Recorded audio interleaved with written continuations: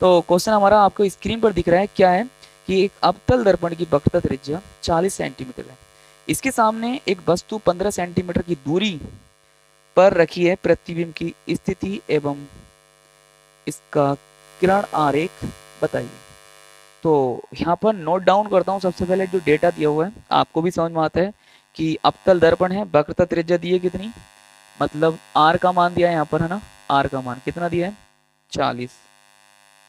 Minus में लेंगे, क्यों, क्योंकि अगर मैं यहाँ पर अवतल दर्पण बनाए देता हूँ, क्योंकि उसने बोल भी रखा है कि भैया किरण आरेख बनाना है, तो मैंने पहले ही बता दिया है कि भाई साहब लो, ये सी हो गया, ये एफ हो गया, ठीक है। तो सी जो होता है हमारा वो वक्रता केंद्र होता है, एफ जो होता है फोकस होता है। सी तक की दूरी कहाँ से, इस पी से सी तक की दूरी आर कहलाती है, वक्रता त्रिज्या कहलाती है। कितनी है, 40। ओके। तो जब इधर की दूरियां हैं तो माइनस में ली जाएंगी भाई साहब, माइनस में लेती है। तो एफ का मान अगर निकालना है तो एफ जो होता है, ये फोकस दूरी जो होती है वो वक्रता त्रिज्या की आधी होती है। फोकस दूरी किसे कहते हैं, पोल से इस एफ तक की दूरी को फोकस दूरी बोलते हैं। कितनी हो जाएगी, 40 की आधी 20, ठीक है। तो फोकस दूरी कितनी हो गई, माइनस की 20, ठीक है। उसके बाद क्या बोला हुआ है उसने, उसने बोला है कि भाई साहब ऐसा है, एक वस्तु 15 सेंटीमीटर दूरी पर, कहाँ से, दर्पण से 15 सेंटीमीटर की दूरी पर रखी है, प्रतिबिंब की स्थिति बताइए। तो 15 सेंटीमीटर की दूरी पर कहीं ना कहीं कहाँ पर रखी होगी, यहाँ पर रखी होगी, है ना, ठीक। यहाँ से यहाँ तक कितना है, 15।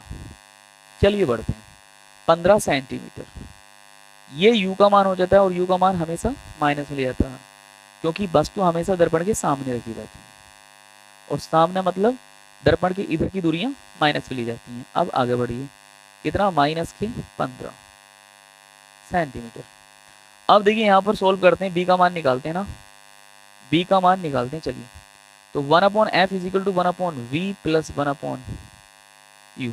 1/f कितना है बेटे, माइनस के 20 is equal to 1/v plus 1/u। u का मान कितना है बेटे, माइनस के 15। प्लस माइनस क्या होते हैं, माइनस, एक लाइन को बढ़ाइए आपके समझाने के लिए, यहाँ पर माइनस आ जाएगा क्योंकि प्लस माइनस माइनस होता है, ठीक है। अब इन भाई साहब को उठा के इधर लेकर आइए। अब माइनस के चिन्ह ऊपर लगाऊं या नीचे लगाऊं कोई फर्क नहीं पड़ता, ठीक है। अब इसे उठा के जब लेकर आएंगे इधर तो प्लस में पहुंचेगा ये, उधर ये 1/b ऐसे कैसे रहेगा, यहाँ से एलसीएम क्या आ जाएगा, आप बोलोगे सर 60 एलसीएम आ गया। 20 से काटो कितनी बार कटेगा, 3 बार, प्लस 15 से काटो कितनी बार, 4 बार, बराबर 1/v। ओके, हाँ। तो अब यहाँ से देखिए कितना बचा, 1/60 1/v। जब उल्टा करेंगे तो बेटे क्या मिलेगा, इसे ऊपर ले जाओ, इसे ऊपर ले जाओ, 60 बराबर कितना मिलेगा, v। सीधा करके लिख दो यार,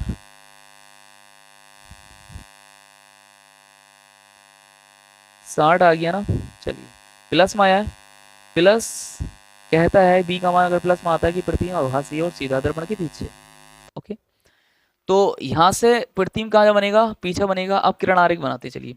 एक किरण समांतर भेजते हैं, और जो किरण समांतर जाती है वो हमेशा फोकस से होकर जाती है, ये फोकस से होकर चली जाएगी इधर, ठीक।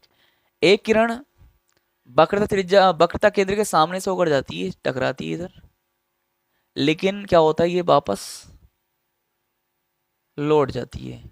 ये किरणें फैलती जा रही हैं, अगर एक दूसरे के समांतर होती हैं तो अनंत पर मिलती जाके, लेकिन ये समांतर भी नहीं है, एक दूसरे क्या हो रही है, फैलती चली जा रही हैं, तो इसका मतलब इधर तो कहीं मिलने वाली नहीं है, अनंत पर भी मिलने वाली नहीं है।